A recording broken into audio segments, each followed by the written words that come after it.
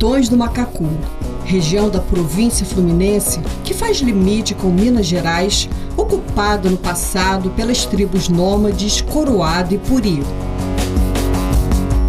Foi para essa localidade que migraram portugueses da Ilha da Madeira e dos Açores, bem como os naturais da província mineira. Entre eles, João Antônio de Moraes, futuro barão das Duas Barras.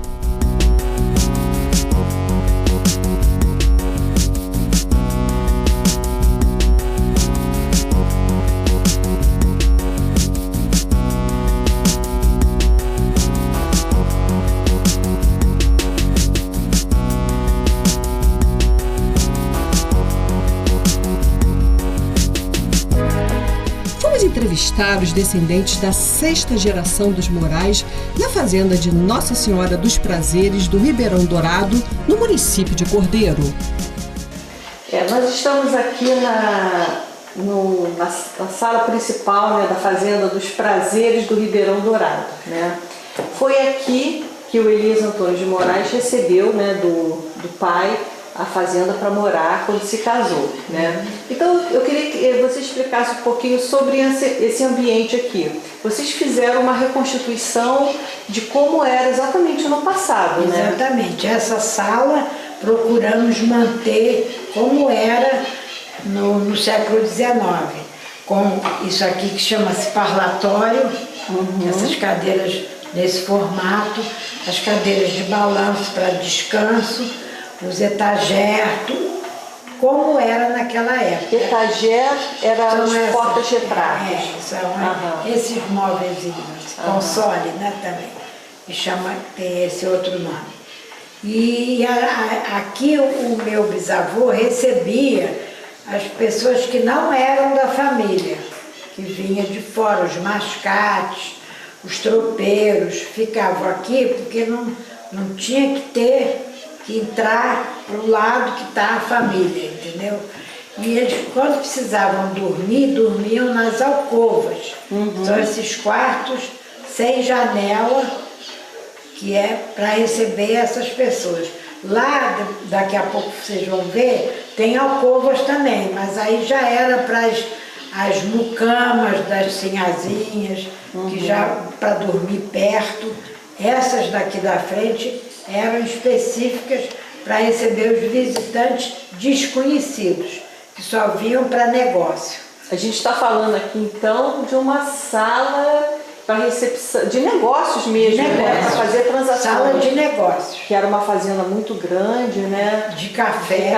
E produzia muito café, então tinha que ter um ambiente para essa negociação, né? Aí eu vou aproveitar esse gancho, essa coisa de você receber os tropeiros e recebê-los no ambiente privado, mas mesmo assim, um dos Moraes, que era tropeiro, quando foi visitar uma fazenda aqui nessa região, conheceu a filha do dono da fazenda e acabou se casando com ela, né? Esse foi o primeiro de todos, irmão do primeiro barão, João Antônio, que era Manuel de Moraes. Que veio de Minas, né?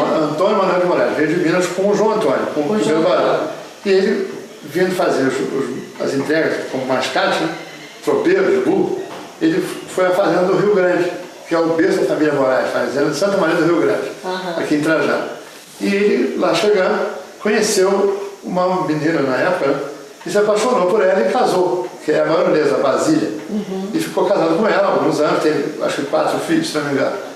Durante um certo tempo ele faleceu, foi assassinado, indo para Cantagalo, uma disputa, parece que de terra, uma disputa política, não me lembro ao certo, e o João Antônio, irmão dele, em detrimento de cuidar do sobrinho, desamparado naquela terra longínqua, porque na época tinha até índios, né? Casa-se com a cunhada e constrói uma fortuna. Diz que de uma fazenda, ele passou a possuir 45 fazendas, inclusive a Ribeirão Dourado, que ele deu de presente para o primeiro filho dele, homem, quando casou-se, que era o Elias Antônio de Moraes, o segundo barão das Duas Barras. Quer dizer, eles chegaram nessa região mineiros e como tropeiros. Tropeiro, não eram nem donos de tropa, eles eram empregados de uma tropa de burro.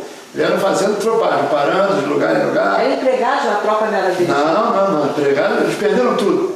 Os pais do meu tataravô foram enganados por um um rapaz que casou-se com uma irmã deles, tirou tudo que eles tinham, e ele faleceu de desgosto, o pai deles, e eles foram para a vida fazer tropagem de burro, como empregados de uma tropa de burro. E andavam viajando para aí fora, para esse mundão, meu Deus, né? Isso em 1700 e muito, 1800, no início do século XIX. E ele, depois disso, quando casou-se com a cunhada, ele montou uma verdadeira fortuna plantando café. Os Moraes, o povo Elias, o João Antônio, foram uma das maiores fortunas do estado do Rio de Janeiro, quiçá do Brasil, na época. A história da família Moraes na província fluminense tem início com João Antônio de Moraes. Nascida em 1810, 10º de 12 filhos de Antônio de Moraes Coutinho e de Maria Felizarda de Santana, era originário da província de Minas Gerais. João Antônio de Moraes casou-se com a cunhada Basília Rosa da Silva, viúva de seu irmão Antônio Rodrigues de Moraes. Encarrega-se a partir de então da administração dos negócios da família e dos 5 sobrinhos. João Antônio teve ainda 4 filhos com Basília.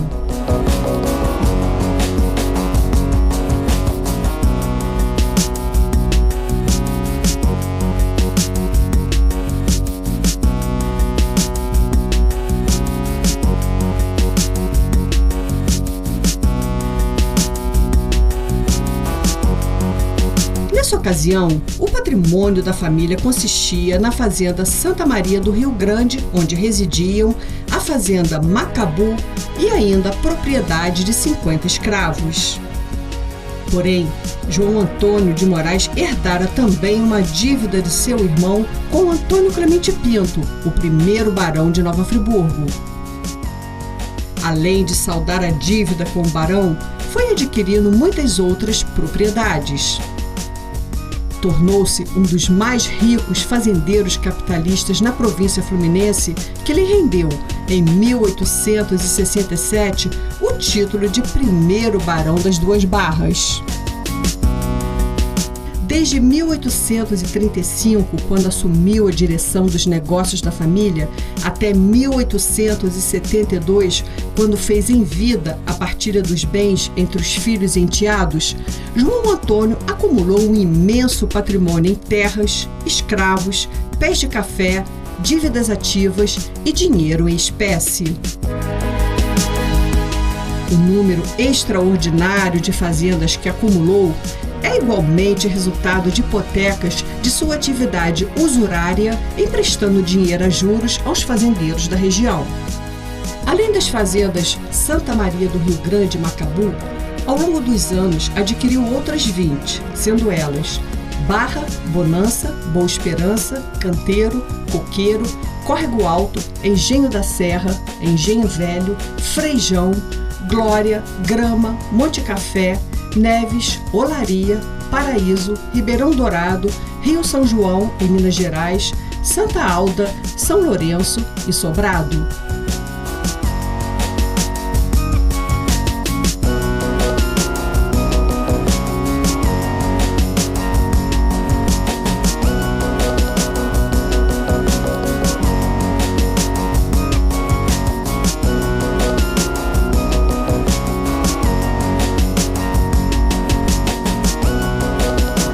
E Mônica, nesse ambiente aqui, vocês procuraram manter, por exemplo, mobiliário, as cadeiras, não é poltronas, são todas de palhinha ainda, né? São todas. E originais. São todas originais. Todas originais. E as carradeiras também, né? As carradeiras e tudo que a gente pôde manter. Inclusive hoje ela é mais assim uma sala de reminiscências, né? Com as fotos de família e tudo que se misturaram, na verdade. As famílias, uns casaram com os outros e ficaram irmãos, primos, irmãos literais mesmo. Os pais de Marieta eram primos. Primos também, os pais de Marieta eram primos. Era prima de Tiogu. Era muito comum o casamento com primos, exatamente. Você sabe por que isso, né? Isso era aliança para o dinheiro não sair da família. Nós não estava com um, aí vinha um primo lá de Minas, que eles tinham lá os parentes em Minas, casavam com os daqui, para o dinheiro ficar sempre ali no meio deles, para não sair do estranho. Cultura da época isso, né? Isso foi até em que geração, assim, quando você tem essa preocupação de casar na mesma família? A senhora é da quinta. Eu sou da quinta. Da quinta geração. É. Quer dizer, até que geração houve essa preocupação de casar? Quarta. Até a mãe dela, nossos avós casaram entre irmãos. Tia Janinha, tio São primos. Tia Nini, tio José são primos. Todos Moraes. Todos eles, Moraes, casando entre si. Uma coisa que hoje em dia Não é tão comum. não é comum. É verdade. Agora vocês, a gente falou das gerações, vocês, aqui nós temos da quinta, né? E da sexta geração.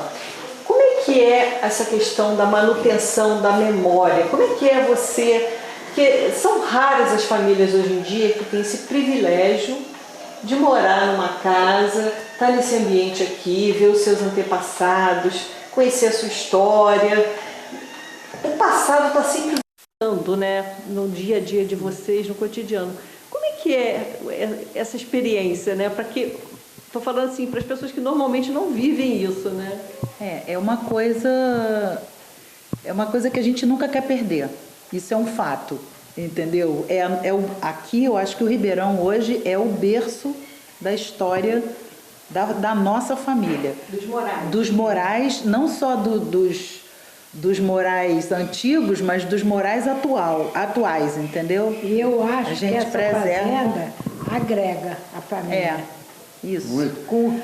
Fazendo a manutenção dela e preservando, a gente consegue agregar os Moraes. E outra coisa, a juventude hoje, nossos filhos e nossos netos, já se preocupam em como manter isso aqui, desse jeitinho que está. Eu ia perguntar sobre isso, essa nova geração. Todos super empenhados. Compraram essa ideia? Todos. Naturalmente, você falou uma coisa interessante de como é a gente viver no meio dessas coisas antigas, das fazendas. Acho que a coisa é aí, mas tem um outro lado. Nós fomos criados no Rio, imagino para cá sempre, no meio da história, com quadros que remetiam a gente a um passado. Então, aquilo, na nossa cabeça, nos nossos ouvidos, meu avô contava, esse aqui é o fulano, meu tataravô que fez isso. Então, a história para nós, tem gente que nem sabe quem é tataravô, que sabe bisavô, mas eu sei do tetravô, né, porque está aqui, presente. Eles sempre estiveram presentes do nosso lado, aqui, como uma coisa viva. A história está aqui dentro. Então, a gente foi criado dentro da história, dentro da coisa viva que faz parte da gente. O Ribeirão, para nós, é uma parte da minha alma, da minha vida.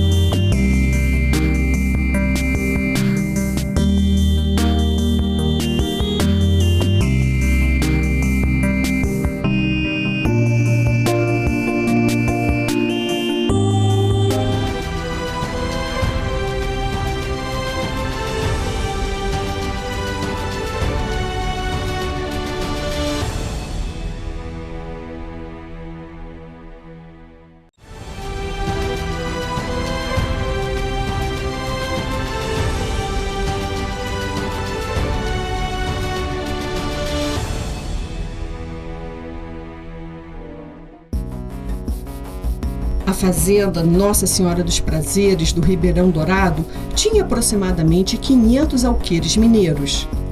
A casa-sede remonta possivelmente ao último quartel do século XVIII.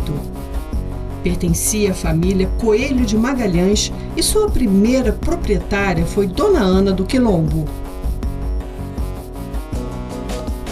Passou para a família Moraes no ano de 1867, permanecendo entre seus membros até hoje. Dois imensos terreiros de secagem de café se situam na lateral direita da casa-sede. Mesmo gramados, é possível perceber em alguns trechos o antigo piso em macadames. Os terreiros de secagem de café apresentam-se em platôs, alcançados por escadas de pedra. O estilo de vida do primeiro barão das Duas Barras era bastante simples e o enriquecimento não trouxe uma mudança substancial nos seus hábitos. Manteve-se sempre um homem rural. Não mandou fazer um brasão da família ou ter louças com seu monograma, como era comum entre os que adquiriam títulos nobiliárquicos. Somente fez-se retratar em uma pintura, assim como a baronesa. Aproximadamente 1.000 escravos trabalhavam nas 22 fazendas da família. Acreditando poder mantê-los após a abolição da escravidão como trabalhadores rurais, libertou antecipadamente seus cativos e lhes doou pés de café e lotes de terra na fazenda Santa Maria do Rio Grande. João Antônio de Moraes, o primeiro barão das Duas Barras, faleceu no ano de 1883. No início do século XIX, a alguns metros da antiga residência, uma nova casa-sede foi construída. A casa-sede foi finalizada em 1805. Era em estilo colonial espanhol e não como o tradicional sobrado português. Um terceiro terreiro de secagem de café ficava em frente à residência, logo depois do pomar. Elias Antônio de Moraes, o quarto filho do primeiro barão das Duas Barras, recebeu de seu pai a fazenda Nossa Senhora dos Prazeres do Ribeirão Dourado por ocasião de seu matrimônio com Georgiana Rodrigues de Moraes, onde passaram a residir. O meu pai, uma vez, uma coisa que eu nunca contei para ninguém, mas ele pensou alto. Eu era garoto pequeno, eu vim de carro com ele do Rio de Janeiro, já cansado, deitei no colo dele, ele dirigindo deitadinho ali com 10 anos, 9 anos. E ele pensou alto. Quando nós entramos na estrada de terra, ele falou para ele: ah, meu Deus, eu sinto uma sensação quando eu entro aqui não é de poder, mas parece que é uma coisa diferente. Minha alma acho que rejuvenesce, porque é uma sensação de posse, de bem-estar, porque é o Ribeirão. Você chega aqui, a gente sente uma coisa da família de anos atrás, que vem de 200 anos atrás com a família nossa, que vem passando de gerações para gerações. Nós estamos aqui até hoje tentando manter isso, né? Quer dizer, então você não tem essa preocupação de se perder, né, já que as próximas gerações estão comprando essa ideia da manutenção da memória da família, né? A gente espera que sim. A gente espera, estamos plantando para isso, né? E essa geração que nós estamos conseguindo acompanhar, essa geração jovem que interage com a gente... As nossas filhas, né? As nossas filhas e netos, ainda, nós investimos duro nessa preservação da casa e eles têm esse sentimento. A fazenda não é é uma pessoa, você entende? A palavra certa aqui para nós, para a família toda, para os jovens, é um templo sagrado, é o templo da família Moraes. Intocável, você não pode fazer coisa errada, você tem que pensar 2 vezes, que é uma coisa assim que transcende, vem lá de trás. Em memória deles, aí que deixaram para a gente esse legado, né? Que pouca gente tem isso, né?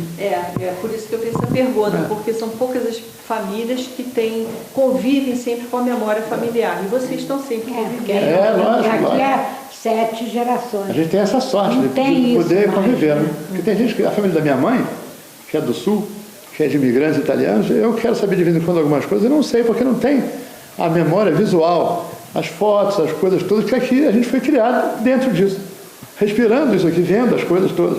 Então é fácil você saber, porque está escrito, tem cartas, tem coisas antigas, tem documentos, que outras famílias não têm esse privilégio.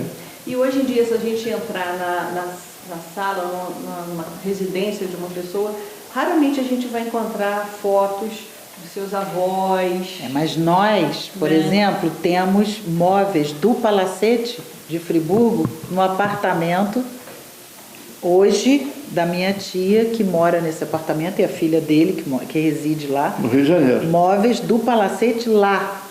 No Rio. No Rio. E aqui também tem vários. Aqui também, mas lá também tem. Então a gente conviveu não só aqui, mas lá também com a história, entendeu? Tem fotos, tem móveis, tem objetos, tem tudo lá do Palacete. Tudo. Lá e aqui. O Palacete que foi do Barão das Duas Barras também, lá em Friburgo. Onde funciona hoje a Faculdade de Odontologia, em Friburgo. Foi da família nossa também. Elias Antônio de Moraes diplomou-se médico. No ano de 1889, recebeu o título de 2º Barão das Duas Barras. Os 5 filhos que teve com Georgiana nasceram na fazenda Nossa Senhora dos Prazeres do Ribeirão Dourado. Porém, Como buscavam um estilo de vida urbano e bons colégios para os seus filhos, se mudaram para Nova Friburgo e construíram um belíssimo palacete. A carioca georgiana organizava muitas soirées no elegante palacete. A vida social do casal era muito intensa e sempre mencionada no jornal friburguense.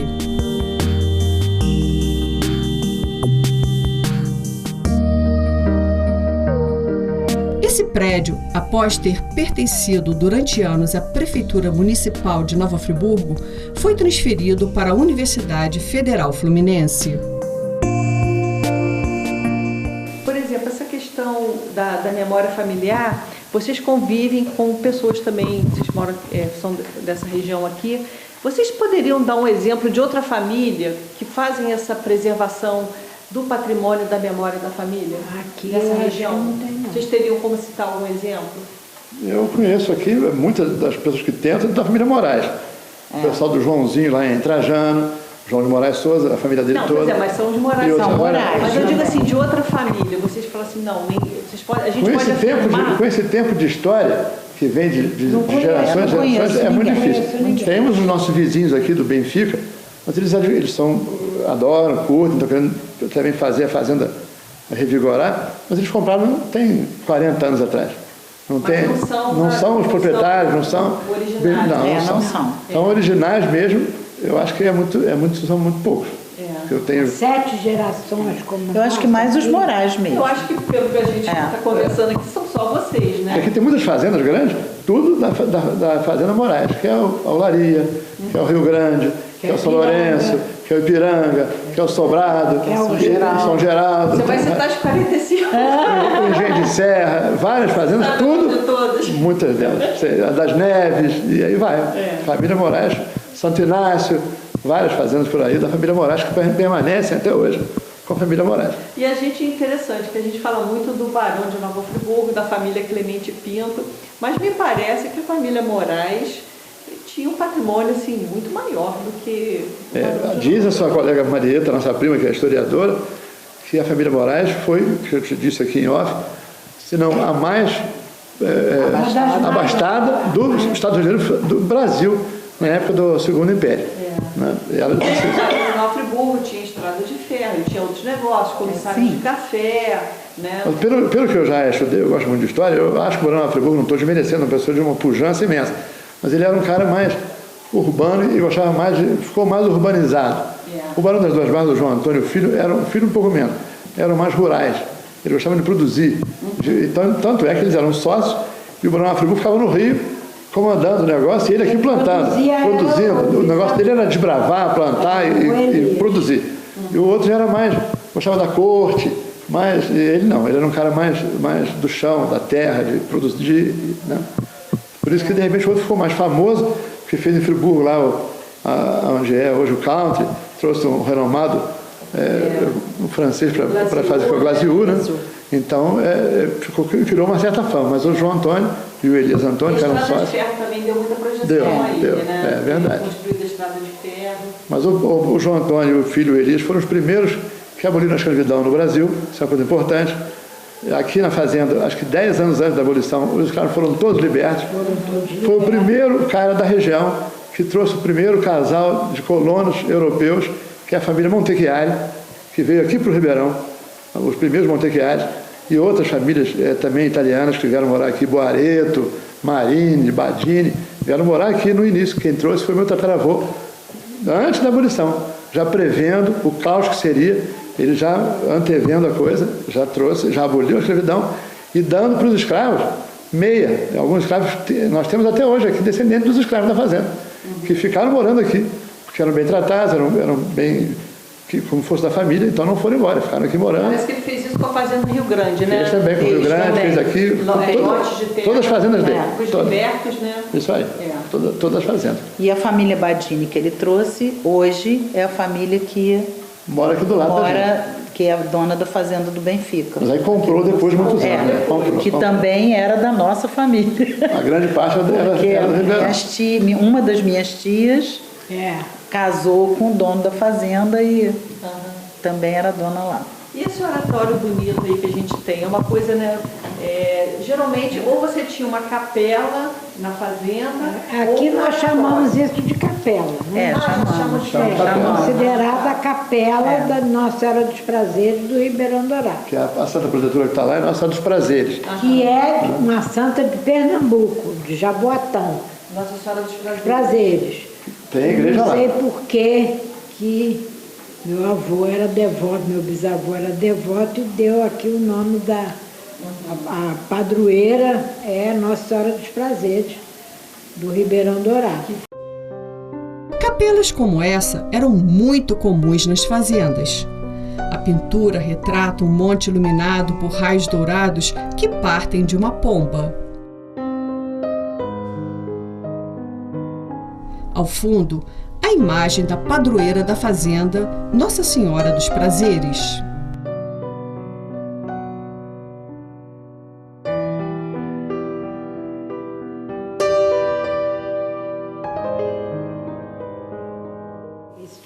Esse traçado dos canteiros da frente da casa aqui, sede. da frente aqui da casa onde era o sede. terreiro de café, não é isso? Tudo era terreiro de café. A primeira fazenda que teve assim um jardim com traçado de jardim foi essa aqui.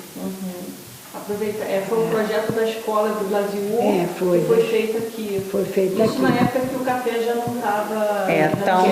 Exatamente. Foi feito estava começando no início. A decair, né? Já era mais gado com meu avô, no caso, em 1925, que foi feita essa reforma para o casamento da minha tia. E, basicamente, dessas 45 fazendas que você citou aí, que era da família, vamos botar Moraes, de modo geral, quase todas estão mantidas pela família, porque vocês tiveram uma divisão, tiveram uma divisão hereditária dessas propriedades. Por exemplo, vocês estão aqui hoje com a Ribeirão Dourado. Sim. A Rio Grande também está na família. Quantas famílias? Olaria está na família. Tem bastante. Ipiranga está na família. Eu acho que das 45, eu acho que hoje umas 10 ou 15 É bastante. ainda estão na família Moraes. Tá. Mas 10, o que é? 10 a 15. Mas é bastante, então, até hoje considerando o período que você tem muito. Tem São Lourenço. São Lourenço está na família. O Ribeirão, Sobrado, gente Serrana. Olaria, Ipiranga. Rio Grande. Rio Grande eu falei. Mas tem mais. Tem Julieta? São Lourenço. São Lourenço, Já falei, tem que ver, mas tem bastante. Tem bastante. Santo Inácio, as Neves, que são lá em Visconde. Tem umas 10. Das 40 e pouquinho, tem umas 10 ainda na família.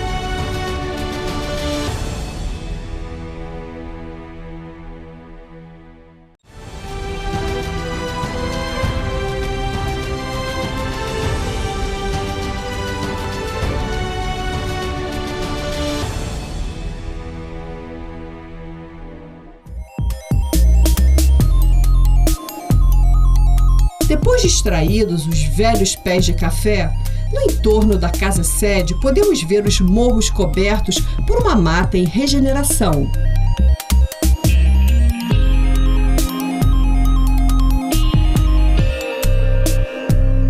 A fazenda Nossa Senhora dos Prazeres do Ribeirão Dourado se apresenta, de uma maneira geral, em bom estado de conservação, necessitando apenas de algumas intervenções.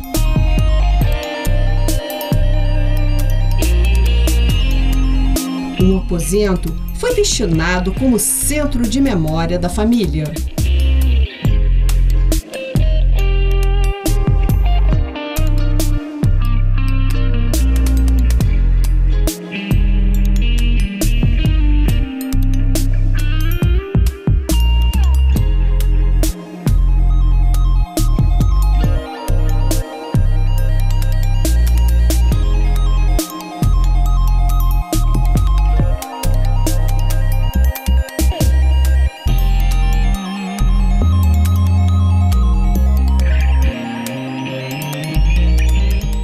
Isso aqui é uma balança de pesar café, sacas de café.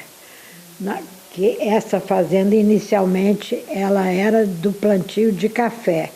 Atualmente ela vive do leite, né, gado leiteiro e plantio para silo. Mas o grande momento dela, ela era fazenda de café. E isso é uma balança daquela época, século XIX, de pesar as sacas de café. Isso daqui é uma prensa, porque o meu avô tinha ali onde atualmente é o meu quarto, era o escritório dele e ele imprimia, fazia jornal, e isso aqui era a prensa. Que ele usava. Tinha impressão de jornal, fazia um folheto. E isso aqui é a prensa. Um tamanho tipo A4, né? É, isso aí. E ali é o famoso pilão, né? É pilão de arroz, de arroz. esse. É. Porque tem diferença pilão de arroz, pilão de milho. É menor o de milho e esse é o pilão de arroz. De arroz, né? De pilar arroz. É. Estamos sem o soquete, que deve ter sumido por aí. Esse objeto aqui é para quê? Não, isso é um coxo. Ah, tá, de gado. De gado que está mais aí para enfeitar. Aqui é o museu. Que aqui é o museu. Tudo antigo que eu fui achando, fui catando e botando aqui. Essa mala é também do século XIX e era aquela arca que o pessoal levava na viagem com roupa, né? Dentro dos trolleys. Para ele tinha que ser uma coisa bem grande, porque passavam muito tempo, né? Nos lugares que iam. Então, é uma arca que chama isso. Ali tem M e MP, que eu também não sei de dizer, deve ser alguma coisa com Moraes, né? Que é o nome da família. Mas... E ela era feita de madeira com revestimento de couro, né? É, isso aí. E a gente deixou do jeito que estava, para mostrar que é bem antiga, né? A boneca é de porcelana, o rostinho dela, tudo, e ela é já do século XX, início do século. Ah, sim. Tem um tocador, né? Um tocador, exatamente. Você disse tudo. Antigamente se chamava tocador, que era o lugar onde as sinhás se arrumavam, se perfumavam. E esse leque eu acho muito interessante, porque elas usavam o leque para mandar os recados. Entendeu? Aí estava na festa e escreviam e passavam o recado para do lado, a do lado devolvia com a resposta. Dos dois lados tem recados aí, e tudo em francês. Os recados eram todos em francês. Olha que interessante. É muito interessante essa história desse leque. Essa eu não conhecia não, hein? Então tá aí. Conheci aqui. Estão conhecendo aí o leque, com os recados. Aí mando para as amigas, igual o WhatsApp agora, era no leque que mandavam os recados.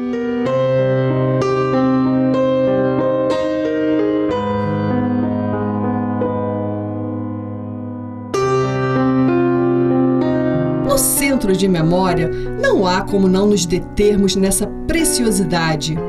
Um leque com inscrições em francês de recados entre duas pessoas que se amam.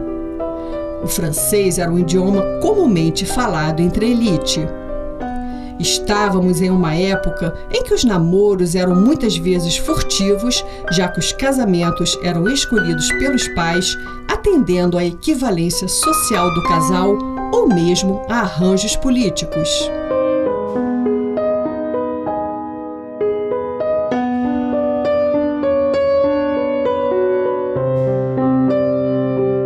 A caixinha dele é essa aqui, que é um charão, um negócio muito lindo, mas a caixa do leque, né? É a caixa do leque, mas a gente deixou fora por causa desse dado interessante aí. Sabe dizer a origem do país? Essa aqui isso é chinês, é charão, caixa de charão. Tá? Isso aqui são objetos que usava na cozinha, né? Objetos da cozinha. Isso aqui é uma cafeteira. Ali o lampião antigo, né? Isso de fazer macarrão, que era feito, isso daqui o porta-copos, a balança. Materiais todos aqui ali também é uma cafeteira, tudo encontrado nos nossos garimpos aqui. A gente garimpou e achou. Porque é de tosquiar a ovelha, esses dois. E esse aqui é fórceps de vaca. Para tirar o bezerro quando está preso. Não é para mulher não, né? Não, é de vaca. Ah, tá. A senhora pode pegar aí para mostrar pra gente como é que é? Para abrir, né? É um fórceps, só que de vaca. Mas isso podia ser usado para uma mulher? Não, é desse tamanho não, é bem menor. Grande, né? É bem menor. Já existiu muito, já se usou muito, mas não desse tamanho. Mesmo para uma mulher, né? É. Mas aí e esses dois aparelhos é para tosquiar ou ver, cortar. E aqui a tesoura ó. A tesoura está emperrada, mas ela abre. Tá? Vocês já tiveram ovelha aqui na fazenda? Há muito tempo, já teve. Mas eu não peguei, não. E esses outros objetos? Isso aqui é aquele negócio de bater goiabada. Olha o peso, tudo pesadíssimo, né? De bater, de mexer, de raspar, pão duro que chama, né? Olha como é que era o pão duro da época. Pesadíssimo. Isso aqui a gente foi catando, tem coisas aí que isso é um fogareirinho, pregos antigos, fechadura, uma colher de mexer goiabada também, peso. Aqui são as panelas. Chaleira e a panela. E o peso também, né? Também, tudo pesadíssimo. Nossa né? Senhora! E a aranha faz logo uma casa dentro. Muito peso, né? Muito peso.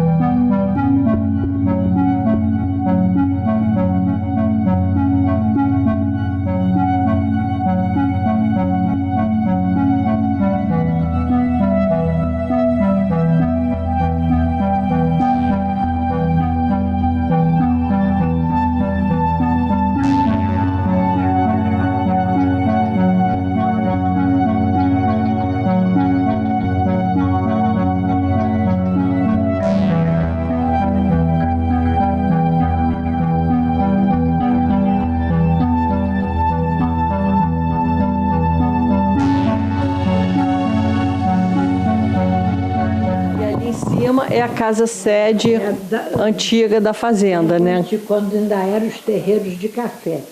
Tinha 4 terreiros de café, né? Ainda tinha um engenho que depois caiu, pegou fogo ali do lado. À direita. Eram 4 terreiros de café. Eram 4 terreiros de café. Produzia muito café aqui.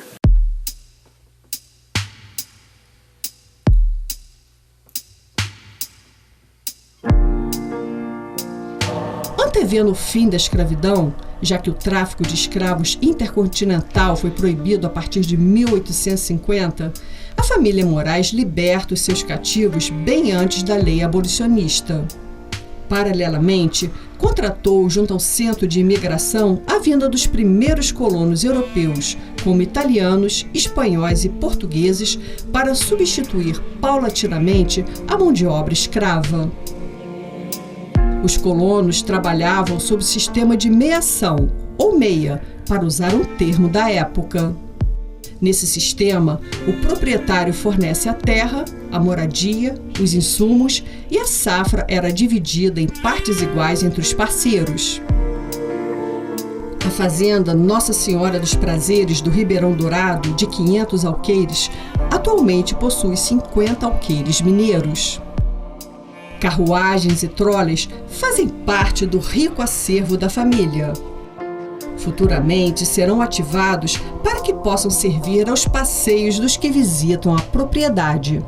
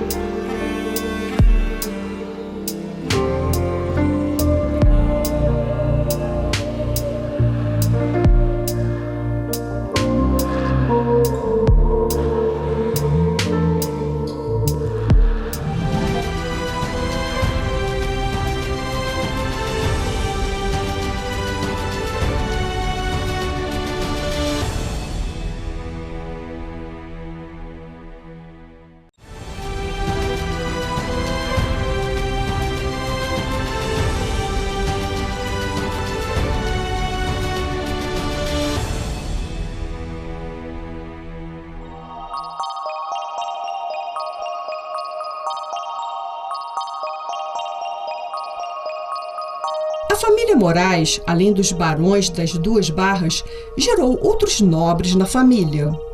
José Antônio de Moraes, filho de Basília e do falecido Antônio Rodrigues de Moraes, recebeu o título de Barão de Imbé em 1884 e 5 anos depois de Visconde. A divisão geopolítica da província do Rio de Janeiro iria alterar bastante com a proclamação da República. Nesse arranjo político estiveram envolvidos membros da família Moraes. Nesse contexto, foi criado o município de São Francisco de Paula, que recebeu posteriormente o nome de Trajano de Moraes, que era filho de José Antônio de Moraes e Leopoldina das Neves, os Visconde de Imbé. O notório político de Nova Friburgo, Galdino do Vale Filho, era bisneto dos barões das Duas Barras. Mas assim, eu queria que vocês contassem agora particularidades que às vezes o historiador não coloca num livro de história, que são casos assim, bizarros e tal, que não, isso eu não vou colocar e tal, porque geralmente ele se preocupa com acontecimentos mais na parte econômica e tal. O que vocês poderiam contar assim, de pitoresco sobre casos assim, pitorescos na família? Você ia falar, mas já que é pitoresco, tem uma coisa muito famosa aqui, muito pitoresca, que o meu trisavô, o Eli, o segundo barão, tinha 2,3 metros de altura. Ele era muito alto. E ele sempre achou, não sei por que carga d'água, que ele ia morrer na fazenda, que ele morava, né? E não ia ter caixão para ele ser enterrado, porque ele era muito alto.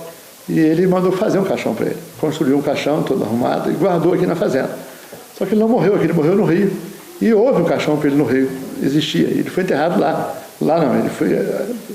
O caixão não estava lá, ele foi sepultado lá, velado lá nesse caixão. E veio para cá, fez uma passeata até a fazenda do Rio Grande, onde tem um cemitério da família Moraes. E o caixão encontra-se até hoje aqui, o que ele mandou fazer na Botica, já meio deteriorado com o tempo, né?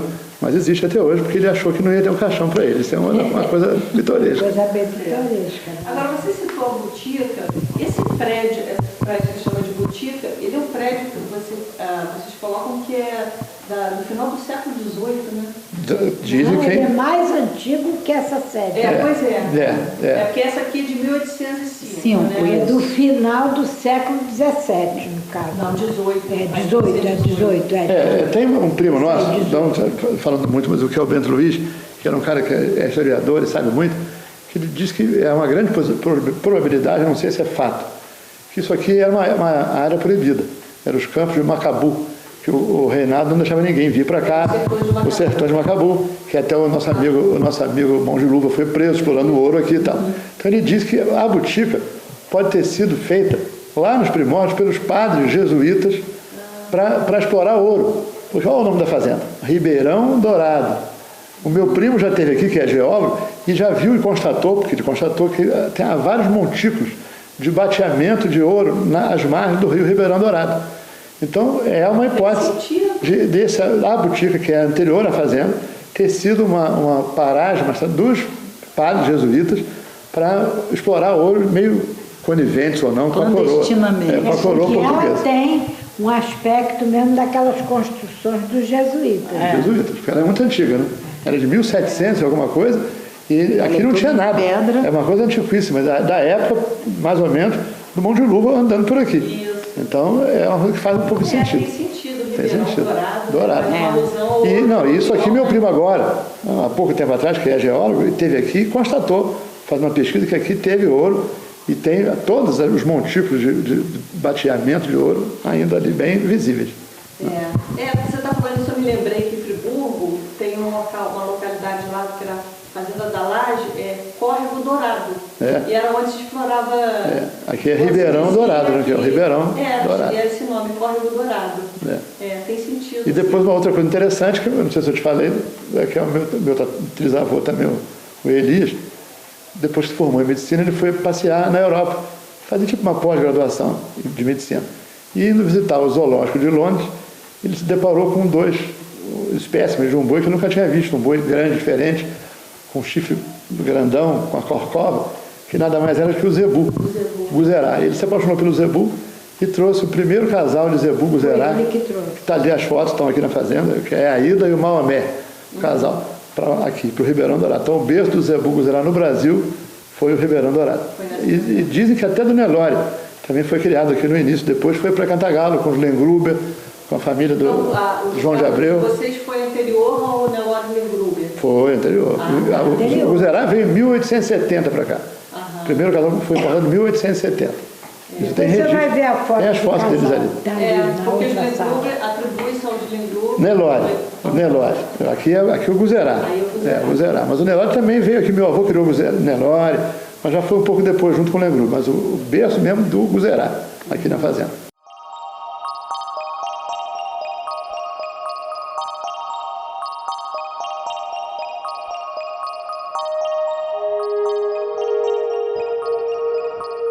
O noroeste fluminense experimentava um declínio econômico no final do século XIX em razão do esgotamento das terras cultivadas com o café.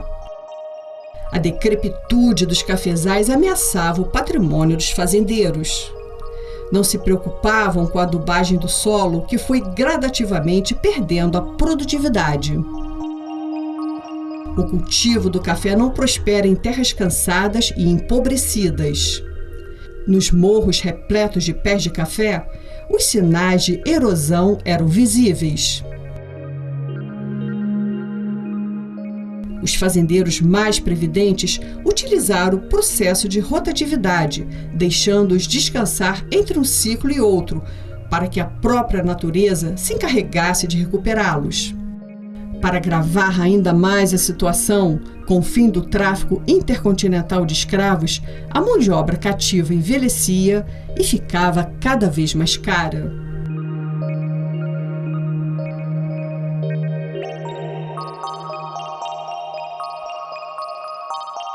Os Morais diversificaram sua atividade econômica. Anteciparam-se com a criação do gado antes mesmo da crise do setor cafeeiro, importando matrizes do gado europeu, já que o caracu português era muito fraco.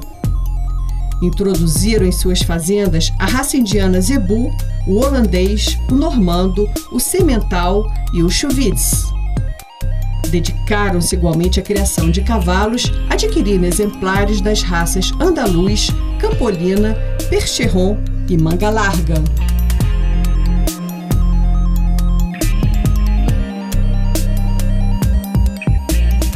Esse espaço para o público para mostrar, né, toda a nossa história, que na verdade não é só a história da família Moraes. Sim, é a história do Brasil. Do Brasil, do estado do Rio. E da nossa região. A gente vê muito Vassouras, né? Mas a gente também tem uma história Muito. legal. Sim, muito.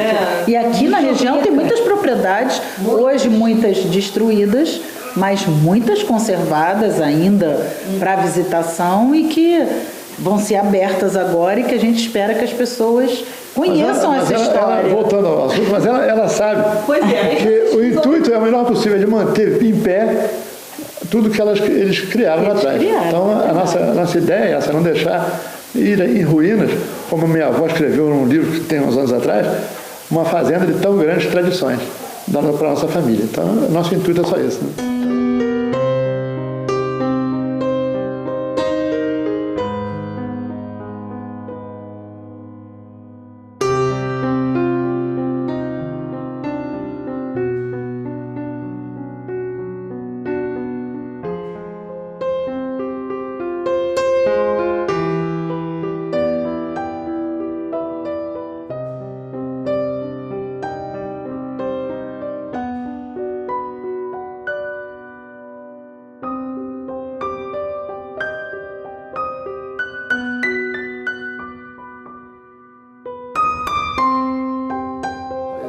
Então ela vai perdoar a gente, nós vamos refazer a moldura ali, ela vai ficar feliz da vida. Está refazendo. Quem vive com essa coisa da memória familiar tem esse problema da superstição, né? É verdade. E vocês resolveram, então, abrir, né, para visitação. E como é que está o andamento disso?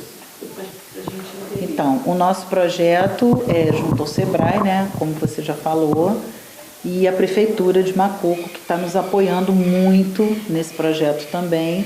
Não é um projeto da Fazenda Ribeirão, é um projeto da região, Do Vale do Ribeirão.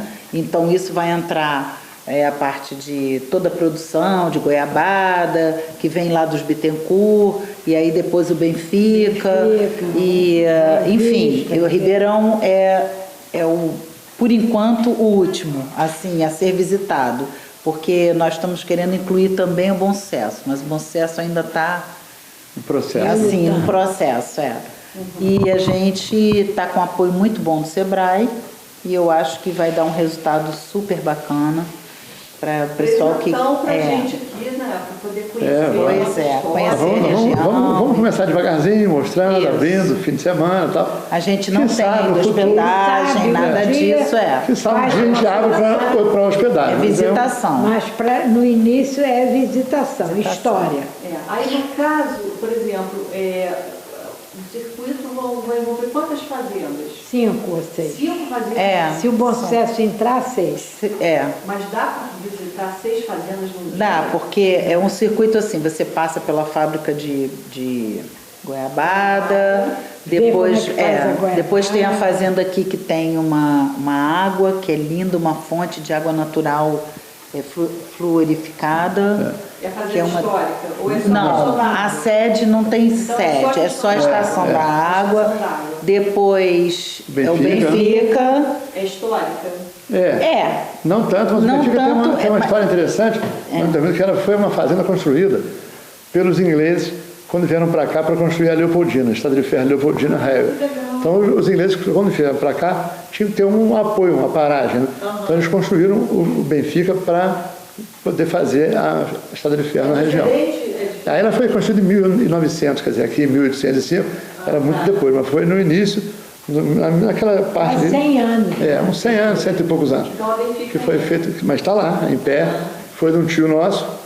Depois ele vendeu para a família Padini. Com a irmã do nosso avô, que era Moraes também, né? Que eles estão lá super empolgados também para mostrar. E ela recebeu Getúlio Vargas, a fazenda do Benfica, na época do meu tio.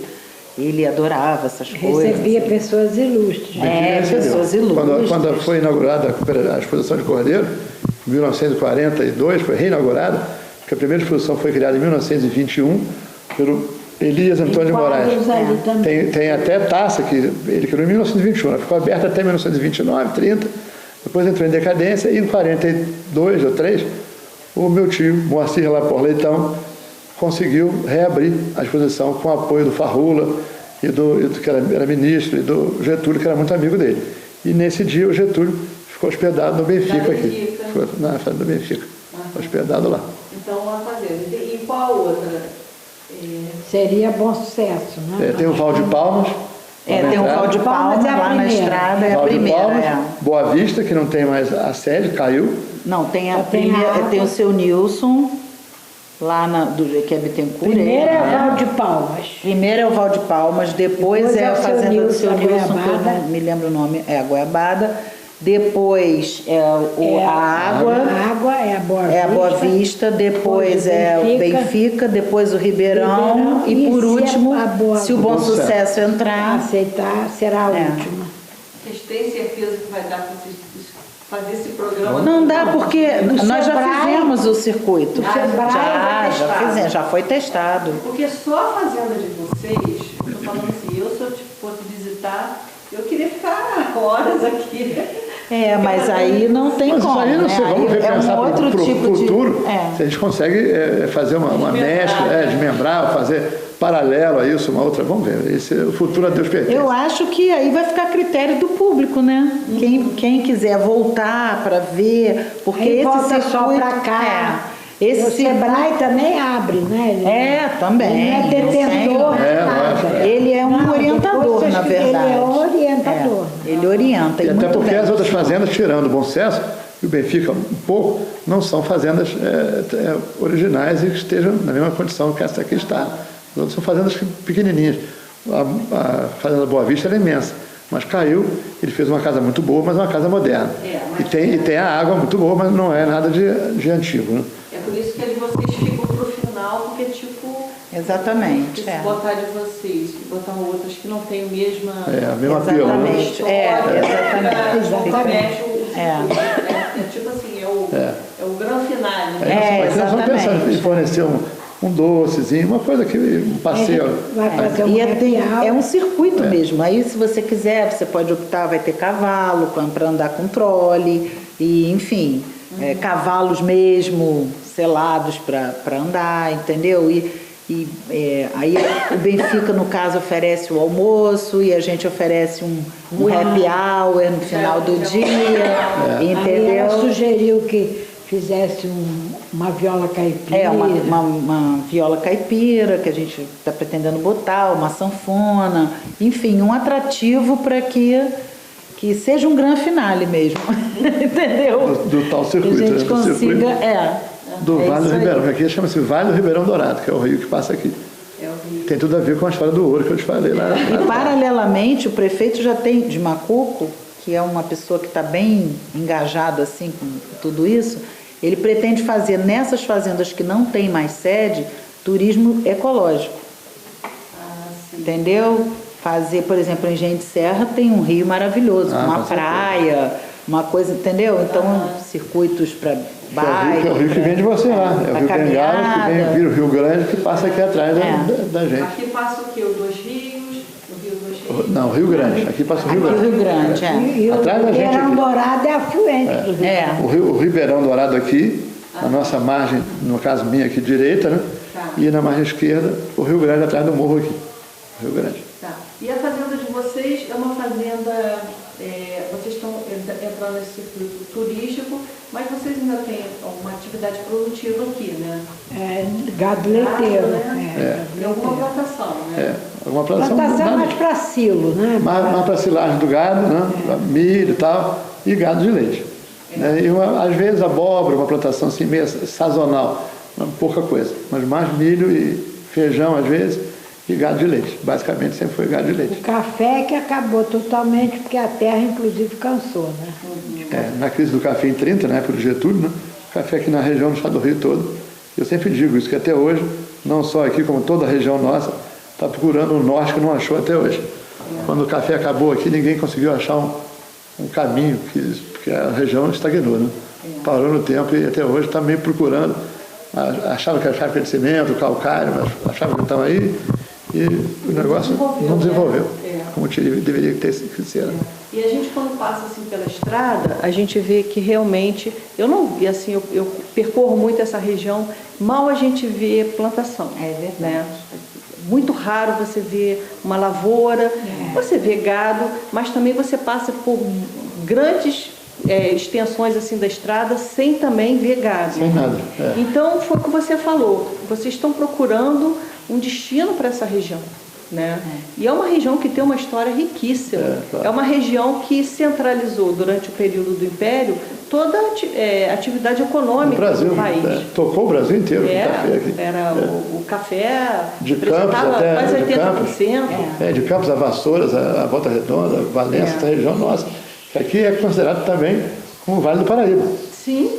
Vem lá de Volta Redonda até Campos, como o Vale do Paraíba. Tudo aqui. Pois é. Então vocês estão, no caso a família Moraes, né, está buscando um destino para essa região, porque é uma pena a gente passar por aqui. Quem conhece a riqueza da história dessa região, o que essa região já produziu, pessoas importantes, Dom Pedro II, né, sempre vinha, hospedava na Fazenda Gavião, Princesa Isabel, Conde na Fazenda Reis, né? Você mesmo falou, Getúlio Vargas se hospedou próximo, né? Quer dizer, então a gente vê uma riqueza econômica tão grande e hoje a gente passa aqui... Está tudo meio parado no tempo, né? Meio parado. Desde que o café acabou aqui, a região entrou em declínio. Como digo sempre, até hoje não acharam o norte para a região. E você acha que o turismo... Eu acho. Hoje eu estou convencido que... O turismo é o caminho. É o caminho. É o momento para fazer isso, porque está esse boom aí de ecologia, né? E eu acho que vai dar certo. Turismo ecológico também, não só histórico como ecológico. Porque nós temos um problema sério, quem conhece, que é a topografia dessa região. É uma topografia muito difícil de ser mecanizada. A minha família materna é do sul. Quando eles vieram pela primeira vez aqui, eles olharam, mas como é que vocês conseguem criar boi aqui? Vocês criam boi ou é cabrito? Porque lá no sul, pampa, reto. Boi anda ali, passa. Aqui montanhas enormes, íngremes. Então eles concebiam como é que conseguia aqui criar boi numas montanhas que você não consegue nem ficar em pé. É uma coisa difícil, é quente, é montanhosa, então você tem que achar e também, você falou da mecanização. É impossível. É até proibido, né? É impossível. É proibido porque provoca erosão. Mas nesses morros não tem nem como mecanizar, é difícil. Só nas baixadas, que são muito poucas, né? Nas várzeas. Né? Nas várzeas. Mas aí, eu acho que o filão é essa parte do turismo. Espero que seja, realmente. Estamos torcendo para isso. Estamos investindo muito nisso, inclusive.